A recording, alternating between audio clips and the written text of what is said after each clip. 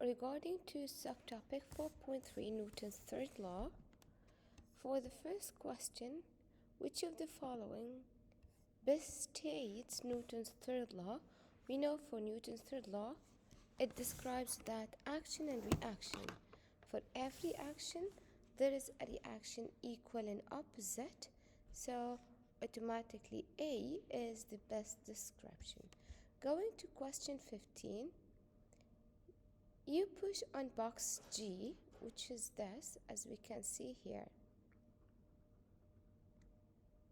which is next to box H, causing both boxes to slide along the floor. So the reaction force to your push is, now push is the action. So what will be the reaction? Reaction is Z caused by, now this is the action. So a reaction automatically has to be caused by G. So which one is the correct? Is C, because action is the push, reaction caused by G.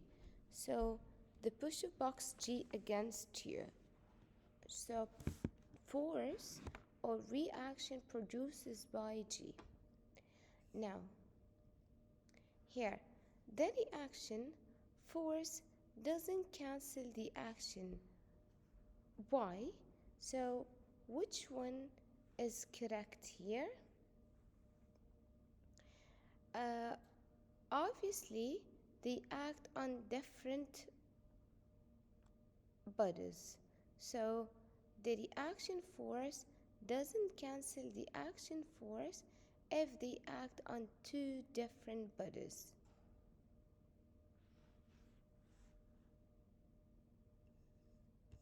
Going to this question here, of course, as we can see, this is a free body diagram. Let me just write here a free body diagram. What is a free body diagram? It's like drawing arrows. These arrows can help to represent types of forces and direction of forces. So using this diagram, which of the labeled forces represents the normal force? So going here, we know that R obviously is a downward force. We call it as gravitational force, which is the weight of the object. That can be calculated by M times G. What about the normal force? Normal force is S, which is the force that opposite to direction of normal force. So which one is the correct label, or which of the forces is considered as a normal force? So as we can see here, force S. Okay, the normal force is what compared to the weight of the box? Is it smaller than, equal to, or greater than? Here, since we have the force, the spring force here, this force, if it will be resolved, we're gonna have F spring on X and F on Y. These two forces, sum of normal force and Fy will be equal to normal force. So in this case, a normal force is less than the weight of the box. Now, we have another case. We could have in the normal force is equal to little gravitational force if there is no another force here. In this case, a normal force, gravitational force are equal, but normal force could be smaller than if we have, as in this case, this is a spring force, which it's not on x-axis nor on y, so it will be resolved into x and y. So a y component with the normal, both of them will be added together to get the weight of the object.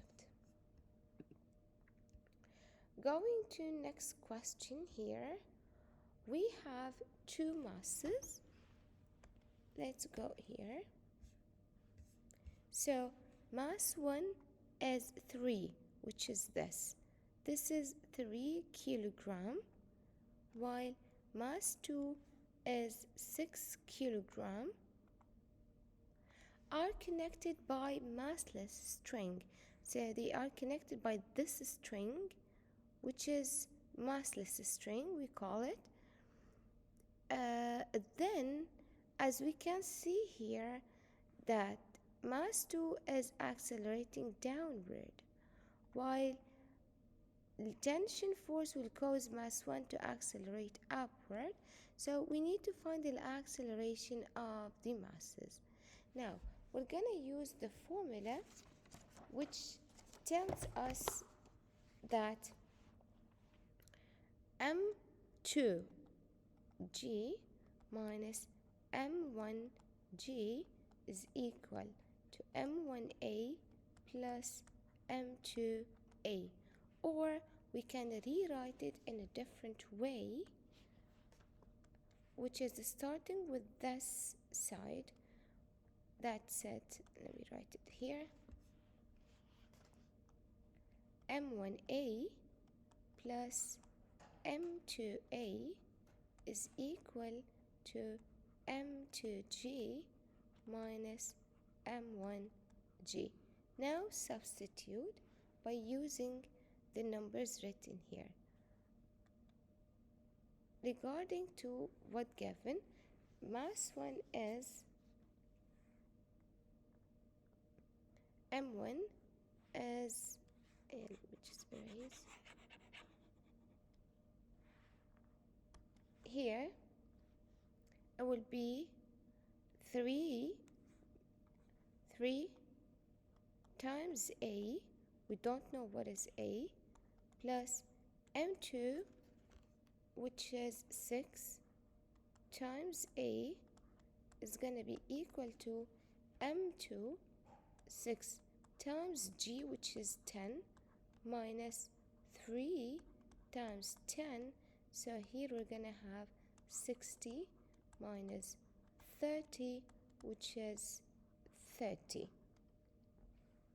And here we can take a as common. So 3 plus 6, it gives 9a. So if we need a, will be 30 minus 9, it gives 3.3 meter per second squared, because we're calculating acceleration. Instead of following the math steps, you can automatically enter the numbers on the calculator, get the answer directly. Now we need to find the tension force in the string. I'll solve B down. So to find the tension force